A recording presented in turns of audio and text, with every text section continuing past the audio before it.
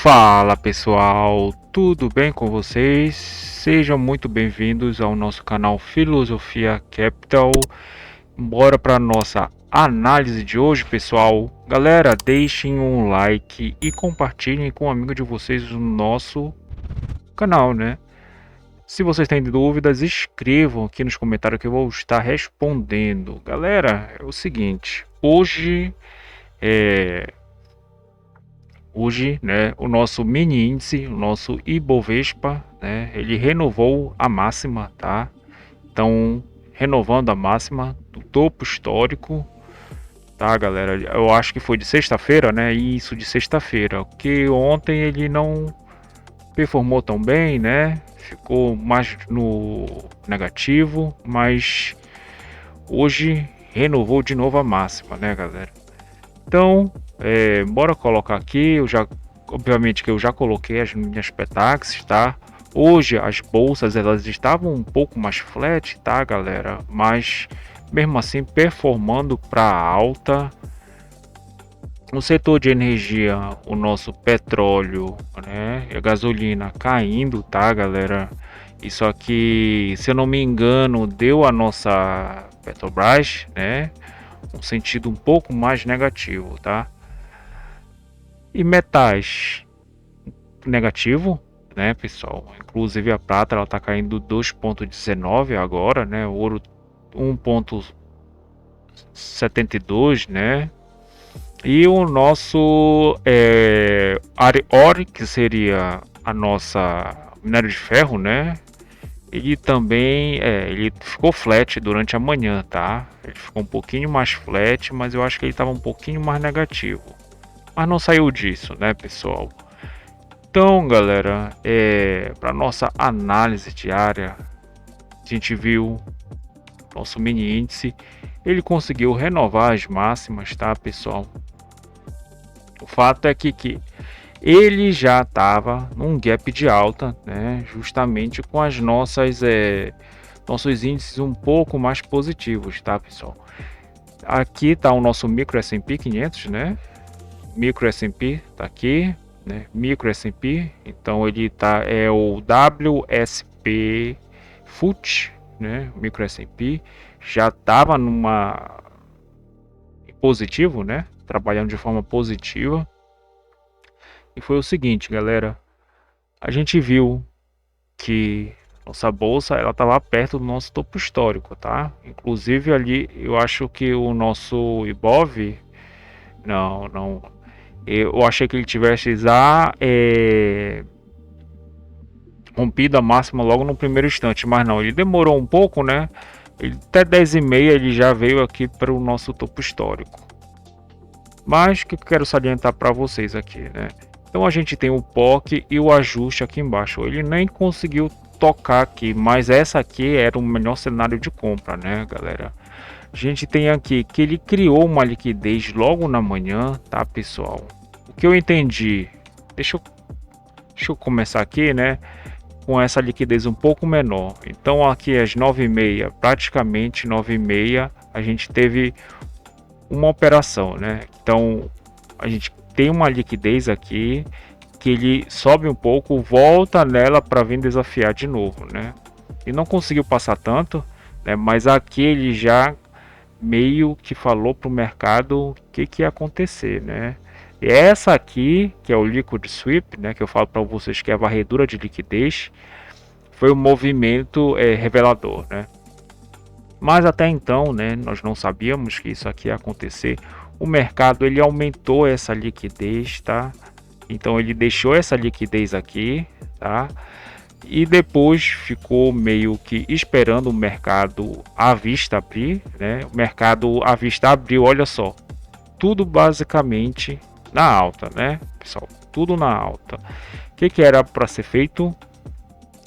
O preço melhorado da compra, né? Então espera a venda atuar um pouco, né? Aí aqui, galera, a gente já tinha uma compra, tá?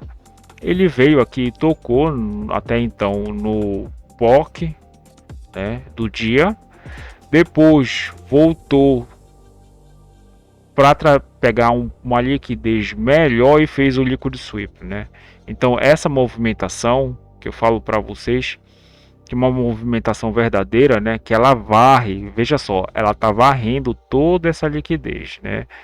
Como é que nós procedemos quando nós temos ela, né?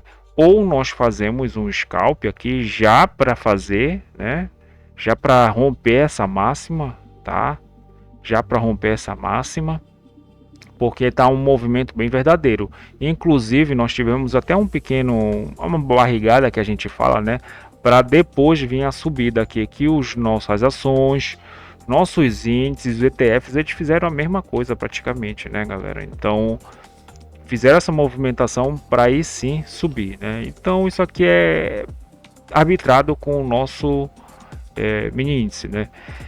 Ele fez uma movimentação um pouquinho mais interessante, né? Então ele consegue romper a máxima de até então, volta justamente no preço de aceitação, né? E aqui, galera, quem perdeu essa compra, esse estágio de compra, aqui foi a melhor compra para vir justamente logo desafiar a máxima, né? E o topo histórico. Então, basicamente, ele deu 3 oportunidades, tá, de compra. Essa aqui, para mim, foi a mais clara, tá? Então, ele deixa, por mais que o trade ele não entre aqui, mas quando ele volta no preço de aceitação e a gente tem a defesa depois do liquid sweep, né? Nem precisava voltar, nem precisava voltar naquela liquidez. Bastava ele fazer um recuo. Quando ele fizesse essa subida, né? Aqui, deixa eu desenhar para vocês. Então, se ele fizesse um recuo um pouco mais que não tocasse nessa liquidez maior, mesmo assim já dava para entrar para fazer, né? Então dava para entrar aqui no cerca dos 160.500, né? Aqui no 500, tá? Então seria bem interessante realmente já vir desafiar essa máxima. E o alvo seria 1%, pessoal, que ele veio, inclusive até mais, né?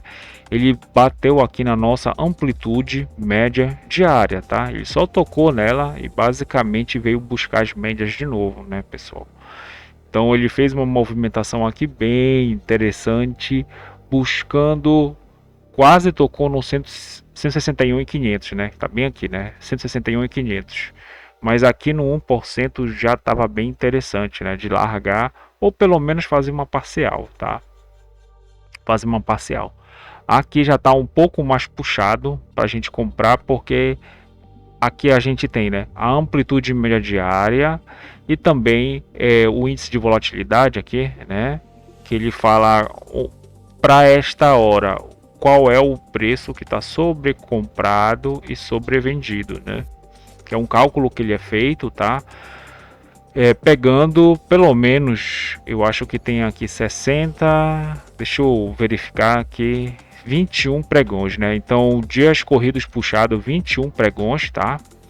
Então ele pega esses 21 pregões, que é justamente um mês, e calcula individualmente nesta hora aqui, que é das 11 ao meio-dia, né? Então ele vai fazendo esse cálculo, que é bem interessante, né? Olha só, o preço ele tende a voltar, né? Pelo menos, mas a gente sabe que a macro é o que puxa o mercado, né, galera?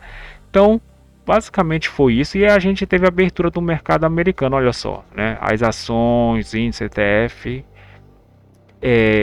performando para alta, tá, galera? A abertura do mercado americano, nós até tivemos uma puxada um pouco mais forte, inclusive do petróleo, que vocês viram aqui que a Petrobras ela estava aqui trabalhando essa linha pontilhada aqui, tá, galera? Então essa linha pontilhada aqui é a Petrobras, tá? Só que a abertura do mercado americano, olha só o que aconteceu, né? Mas mesmo assim não deixou de perder o brilho do nosso mini índice, tá? Basicamente só foi ela que ficou no negativo, né? Inclusive a Vale ficou aqui no 0 a 0, né? E poderia ter feito uma compra aqui, que a gente tem aqui, que ele trouxe essa liquidez, ó, aqui, né? E ainda tem a nossa média, né? A nossa VWAP ancorada. Dava ter comprado para vir de novo desafiar a máxima? Dava, né? Para comprar aqui, mas não foi o que aconteceu, que ele ficou um pouco mais flat, mas também, né, galera, que a gente não pode deixar de mostrar aqui o nosso juros. Então o nosso juros ele já estava negativo, olha só, juros negativo, ele perdeu um pouco desse arrefecimento, mas quando ele ficou aqui um pouco mais flat, que realmente aqui umas 10h30, né, 10h30, 11, ele começou realmente a descer, né? Ele só fez um respiro para descer e agora está tudo praticamente do lado negativo. Isso aqui é bom para nossa bolsa, né? Inclusive eu posso mostrar aqui para vocês, né, os vértices praticamente todos negativados. Isso aqui é bom para nossa bolsa, né, pessoal, que renovou a máxima.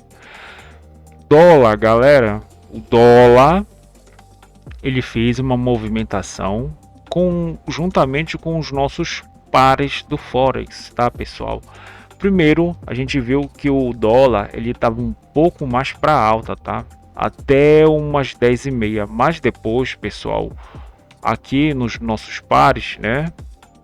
Deixa eu mostrar aqui os nossos pares.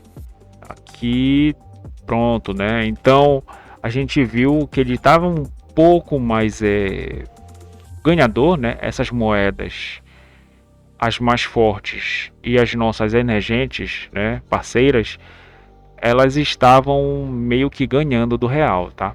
E aqui estava um pouquinho mais flat, estava meio que com uma leve alta para as outras moedas.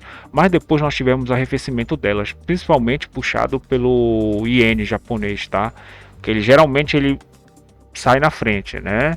E das nossas das moedas fortes, das moedas mais fracas, a gente tem o peso argentino, tá? Que ele é um pouco mais volátil, né? Ele é mais volátil, um dos mais voláteis, junto também aqui com a nossa lira turca, né? Mas o peso argentino ele é um pouco mais comparável com o Brasil, porque eles são praticamente irmãos aqui e tem uma economia parecida, né? Então essa movimentação, né, fez com que o nosso dólar ele também, o real ganhando desses pares, fez com que o nosso dólar ele perdesse também, ficasse negativo aqui, né? Mas o fato é que a gente teve outra operação de novo, né? Do POC para o ajuste, pessoal. Do POC para o ajuste. Mínima da CME, máxima da CME. Então a gente, basicamente, quem fez essa movimentação do POC, né? E da mínima da CME para a máxima da CME e para o ajuste, né? De ontem, fez uma movimentação, uma operação nos conformes, né? Na primeira hora de mercado, tá? Depois saiu primeira Petax e aqui o preço ele ficou um pouco trabalhando, um pouco mais fazendo a liquidez, né? Porque a gente tem uma liquidez aqui embaixo, tá? O preço futuro foi jogado para cima dessa liquidez maior de até então. O que isso aqui quer dizer? Que a gente vai ter uma possível alta.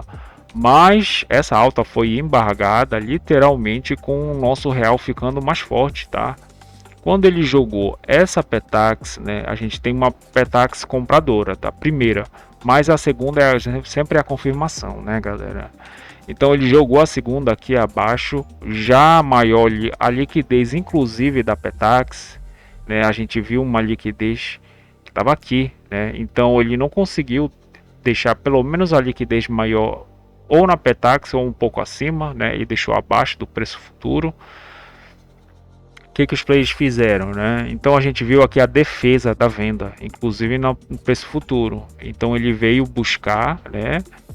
Mais embaixo, renovar aqui no nosso POC e tocar de novo. Fez a segunda Petax futura. Aqui já é um insight de venda, né? Só que ele perde e nessa volta aqui que ele toca, aí sim, aí eu entendi que seria uma venda para vir desafiar essa mínima de até então, né? Foi exatamente o que ele fez, tá, galera? Então, de forma geral, o que eu acho? Essa operação foi uma das mais fáceis, tá? E essa aqui do preço futuro para renovar essa máxima também foi bem fácil, tá? Foi bem fácil. Se a gente for olhar no nosso operacional, sim. Caberia um scalp aqui, tipo comprar aqui para vir trazer para o preço futuro, também caberia, tá, galera? Mas está bem apertado, né? O que seria interessante se ele viesse mais para essas regiões, né? Aí sim, ele tocando no preço futuro, que a gente podia encerrar a posição, tá? Mas como a gente viu, No 10,50 praticamente o nosso Forex, o real, ele estava todo ganhando, tá? De todos os pares e possivelmente ele vai ganhar do dólar, né, galera? Então basicamente foi isso que aconteceu e a gente viu que o nosso preço futuro ficou basicamente perto da média, né? Aqui a gente tem uma diferença de menos de uma frequência que seria 4 pontos.